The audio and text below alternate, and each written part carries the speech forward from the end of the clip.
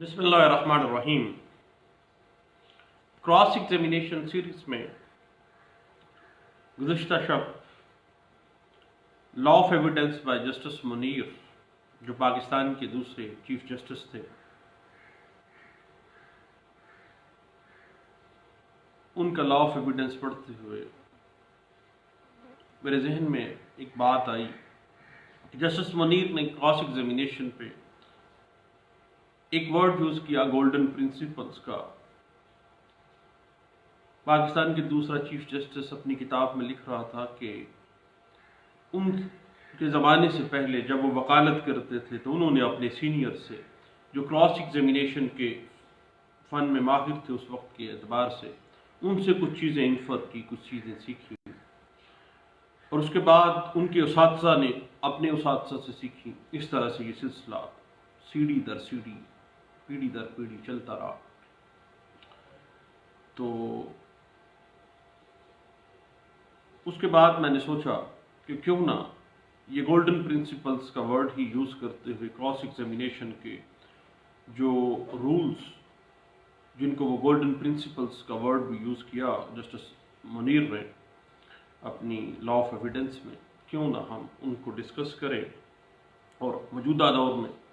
जो आजकल मेरे जैसे नालायक वकीलों के जहन में भी कुछ बातें आती हैं या हम अब लोग ऑब्जर्व करते हैं, तो क्यों ना हम उस पर कुछ गपशप लगा लें। बुनियादी तौर पर क्रॉस एग्जामिनेशन सिविल प्रोसीडिंग्स हैं या क्रिमिनल प्रोसीडिंग्स हैं, दोनों में याद रखिएगा कि cross examination double as weapon है। उसका दोहरा मकसद होता है। बाज़ औक़ात बेइख्तियाती जरह करने वाले वकील की पार्टी को ही जख्मी कर जाती है। सबसे पहला मकसद ये होता है कि एग्जामिनेशन इन चीफ में तरमीम करते हुए या जो क्रॉस एग्जामिनेशन करने वाला है उसके मुकदमे को साबित करने के लिए जो मतलूबा अमर मुकदमा है या फैक्ट इन इशू है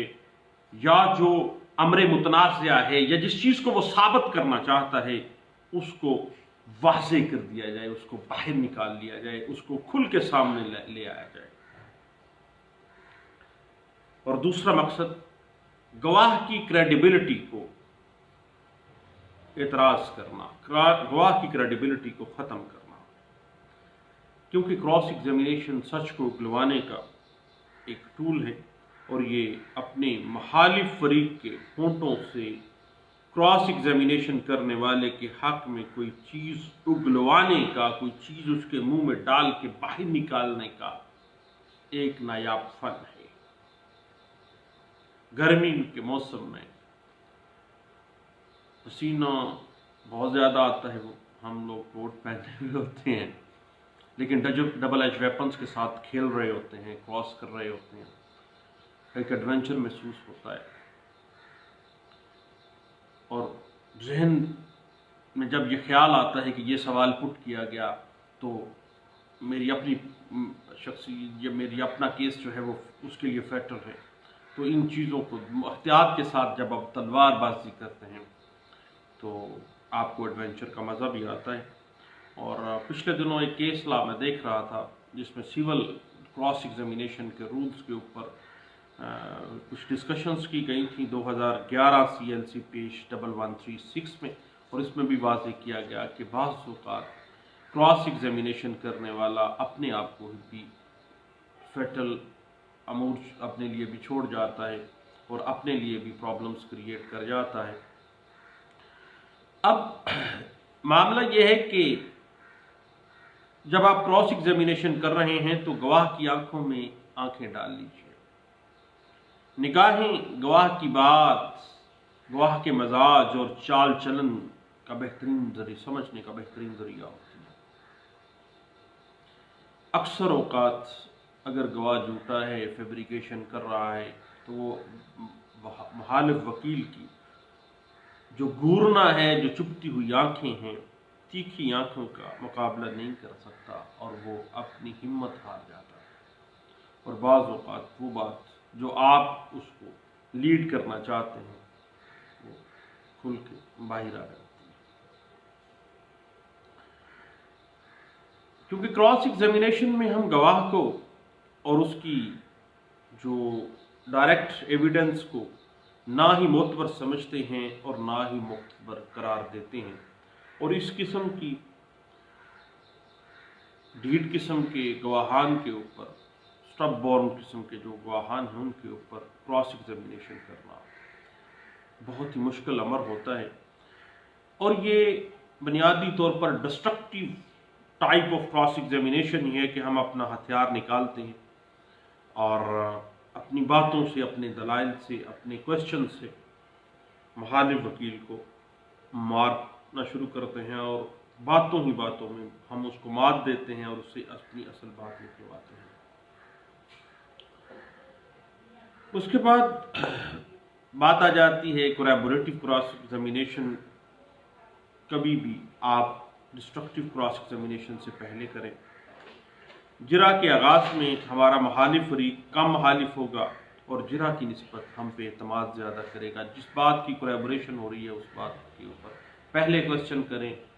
اور جہاں پہ آپ نے اس گواہ کو توڑنا ہے وہ کوشچن بعد میں کریں۔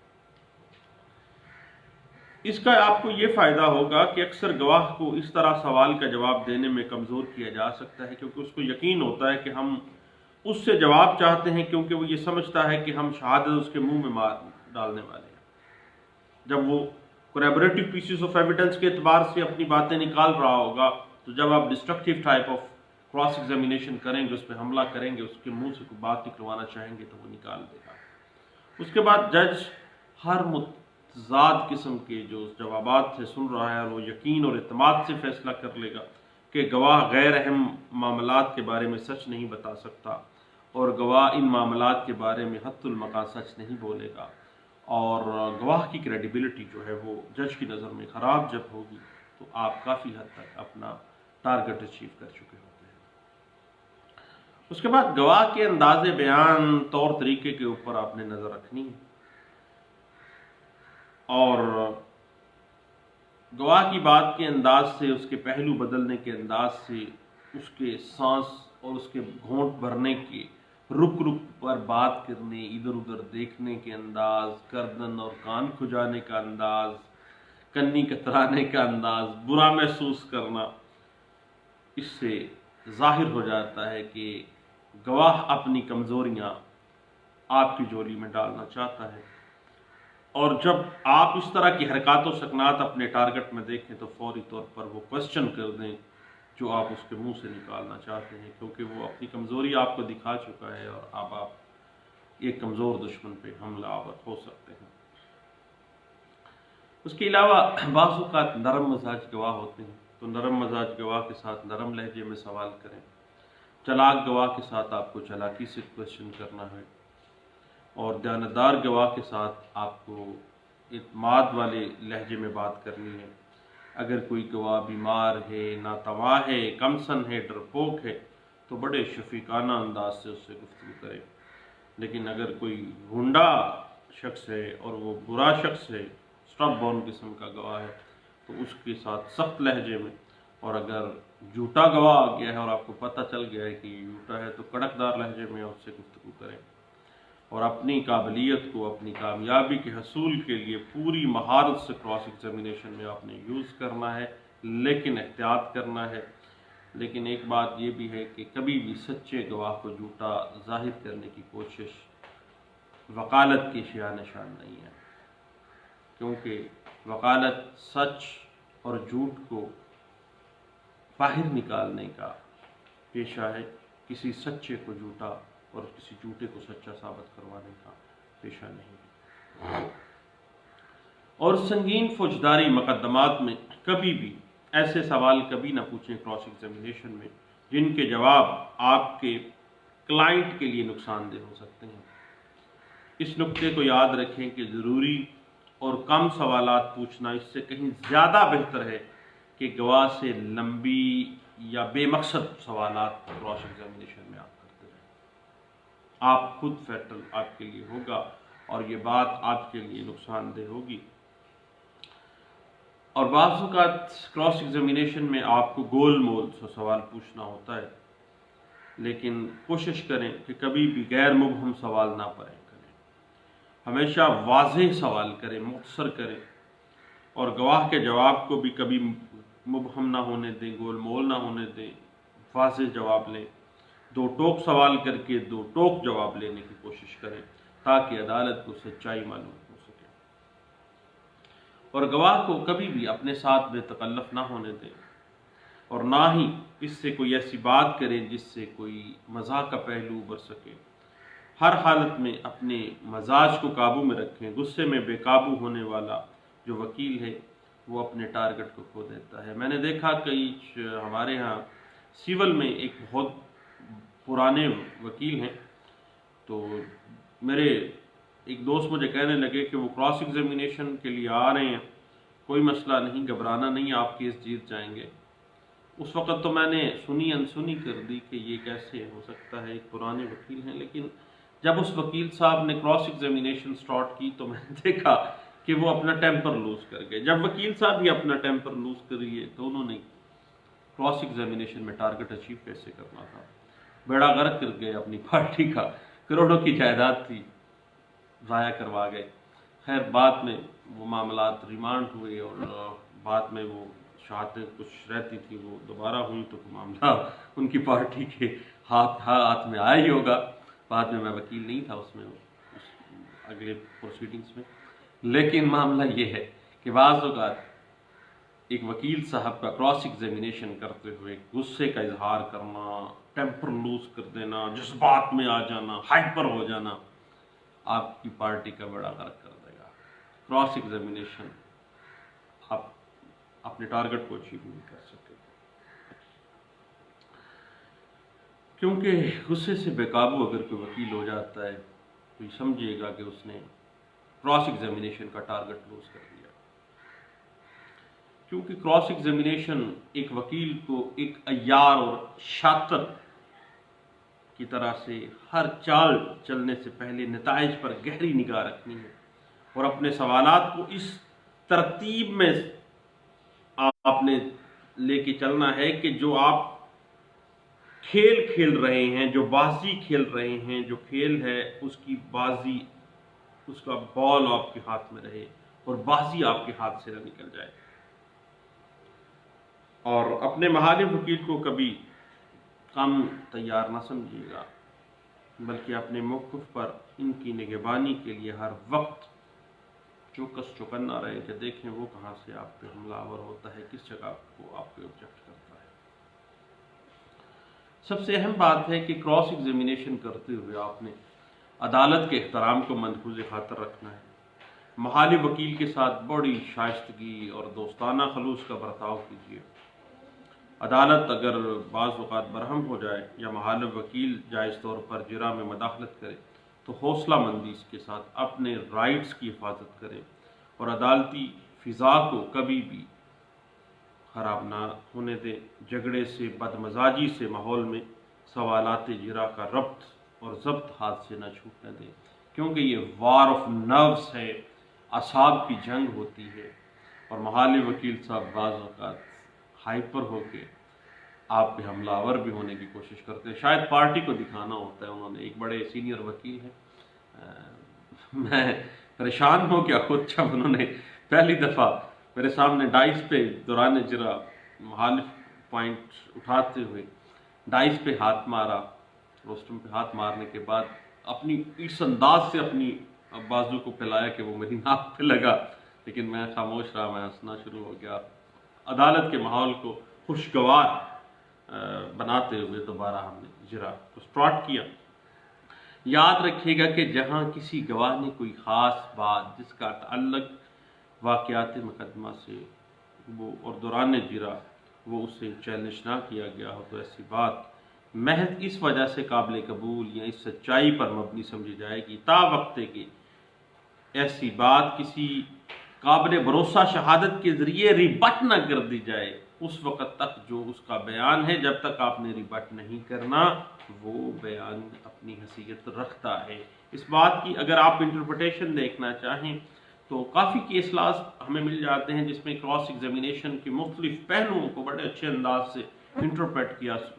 ہائر کورٹس نے، اور اس حوالے سے 1991 SCMR پیج 2300 میں آپ کو اس بات کی انٹرپریٹیشن ملے گی،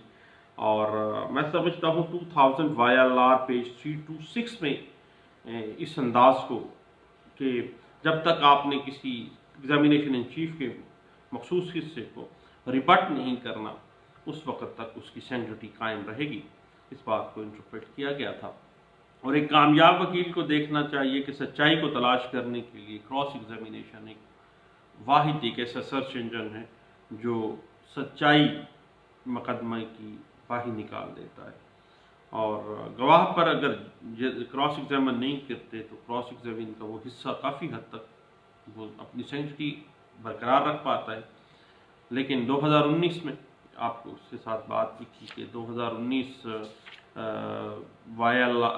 PLD 2019 supreme court of Pakistan page 64 میں اس بات کو واضح کیا گیا کہ کرمنل کیسز میں اگر آپ بطور ڈیفنس کونسل کسی ایسی چیز کو ایسے موقف کو ریبٹ نہیں بھی ہو سکا ہے دین بھی پریشان نہ ہوئیں، کیونکہ استغاثہ نے beyond the shadow of doubt اپنے موقف کو ثابت کرنا ہے۔ اور اس بات کی مزید انٹرپریٹیشن اس سے پہلے بھی 2003 YLR پیج 1464 میں بھی دیکھی گئی۔ یاد رکھیے گا کہ یہ کراس ایگزامینیشن ایک ایسا ویپن ہے جس کے ذریعے ایک ہوشیار سے ہوشیار گواہ اور پیشہ ور گواہ کو جھوٹا ثابت کیا جا سکتا ہے، اور یہ الگ بات ہے کہ کراس ایگزامینیشن کے اوپر عبور نہ ہونے کی وجہ سے بعض میرے جیسے نالائق وکیل جو ہیں وہ ایسے سوال کر بیٹھتے ہیں جن سے ان کا اپنا مقدمہ بھی خراب ہو جاتا ہے، اور ان کو تو نہیں، خیر وکیل تو کیس نہ جیتتا ہے نہ ہارتا ہے، کلائنٹ کو ہی سفر کرنا پڑتا ہے، لیکن ان کے سائل کو بہت سے غلط قسم کے نتائج کا سامنا کرنا پڑ جاتا ہے۔ اور اگر کوئی گواہ آز خود ملزم کو فائدہ پہنچانے کی کوشش کرے تو اس کی کوئی اہمیت تو نہیں ہوتی، کیونکہ پھر بھی یاد رکھیے گا کہ بعض اوقات ایسا گواہ آ جاتا ہے کرمنل کیسز میں جو کہ آپ کے ملزم کو بطور ڈیفنس کونسل آپ کے سامنے یہ بات کھل جاتی ہے کہ وہ ملزم کو کوئی نقصان نہیں پہنچا رہا، نہ ہی وہ کرمینیٹ کر رہا ہے، نہ ہی وہ اس پہ الزام لگا رہا ہے، تو کبھی بھی ایسے گواہ کے اوپر کراس ایگزامینیشن نہ کریں، یا کوئی ایسا سوال نہ کر بیٹھیں کہ وہ کرمینیٹ نہیں کر رہا تھا اب آپ اس کو کرمینیٹ کروا بیٹھیں۔ اور جہاں پر حق شہادت کے اور کراس ایگزامینیشن کا حق نہ دیا گیا ہو، یا ملزم کے وکیل کی مصروفیات کی وجہ سے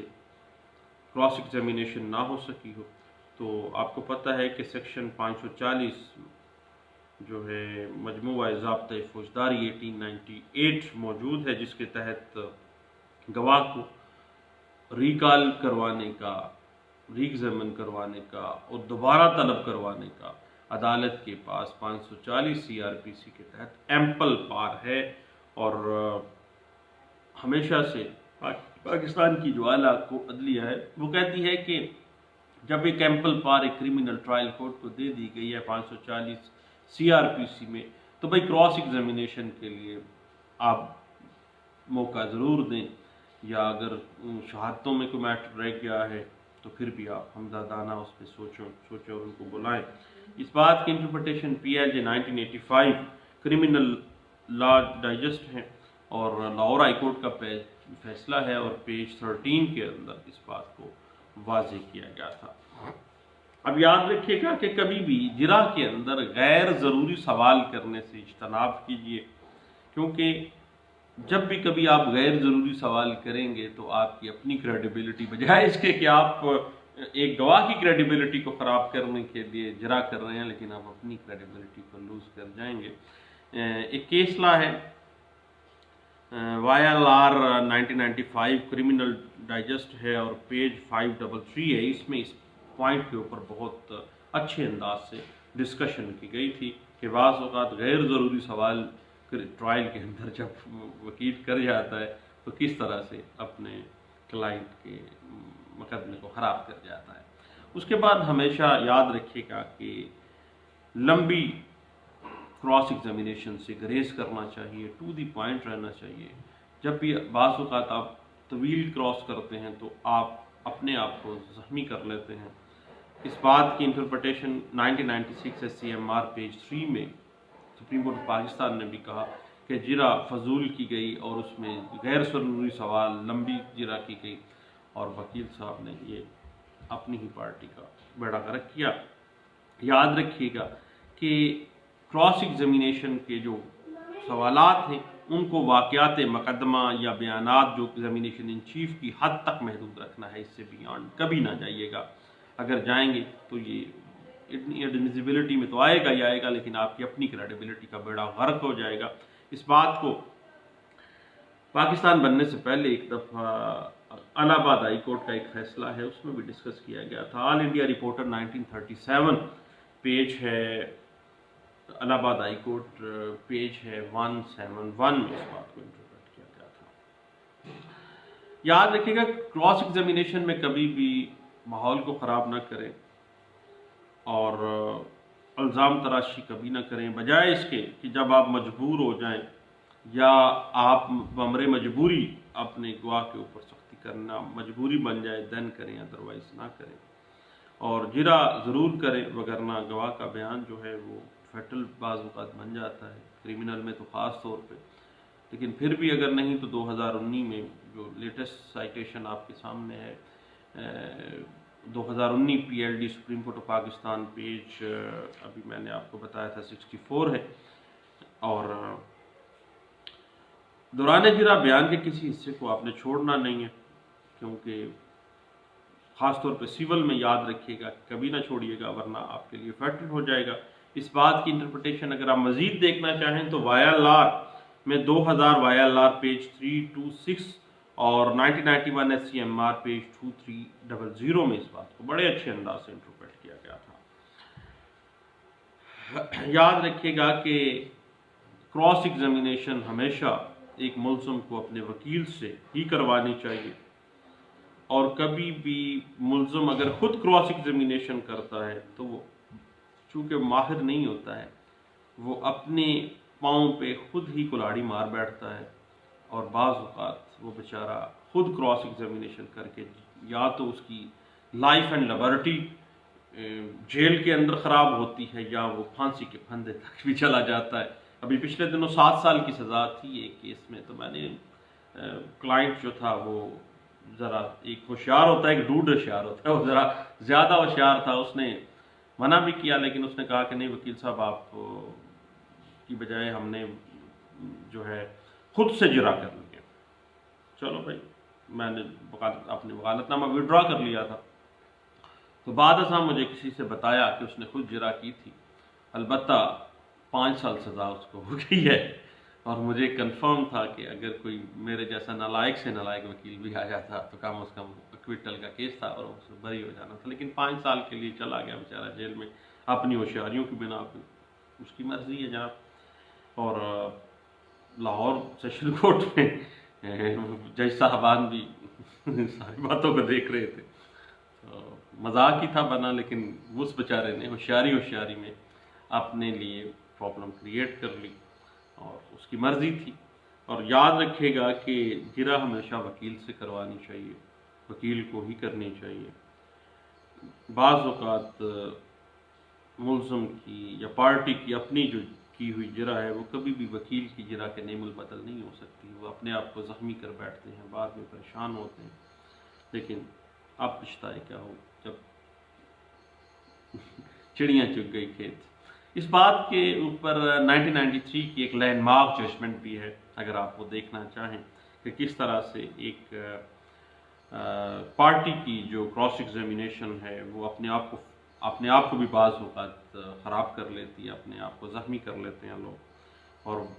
وکیل کے ذریعے کی گئی جو جرا ہے اس کا نعم البدل نہیں ہے، اور کیونکہ وکیل ایک ایکسپرٹ ہوتا ہے کراس ایگزامینیشن کا، اور اس کو پتہ ہے کس طرح سے اس گیم کو، اس بازی کو چلانا ہے۔ اس بات کی interpretation 1993 S C M R page 558 میں کی گئی تھی۔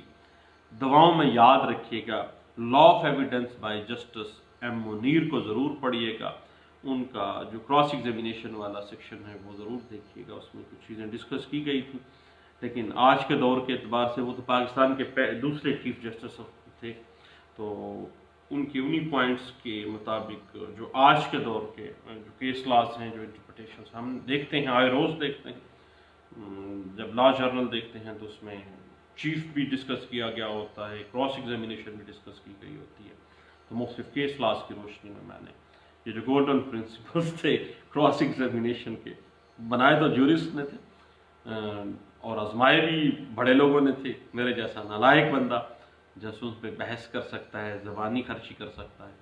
اور وہ میں کر رہا ہوں. باقی اس پہ ہم مزید گپ شپ لگاتے رہیں گے کراس ایگزامینیشن کے سیریز کے ساتھ ساتھ. دعاؤں میں یاد رکھیے گا اور ساتھ دیجیے گا. اگر کوئی کویشچن آپ کے ذہن میں آتا ہے تو ضرور مجھے SMS کیجیے گا، واٹس ایپ کیجیے گا، میں ضرور اس کو مد نظر رکھوں گا اور اس کو انڈر ڈسکشن ہم اپنی گپ شپ کا حصہ بنائیں گے. دعاؤں میں یاد رکھیے. Thank you. اللہ حافظ.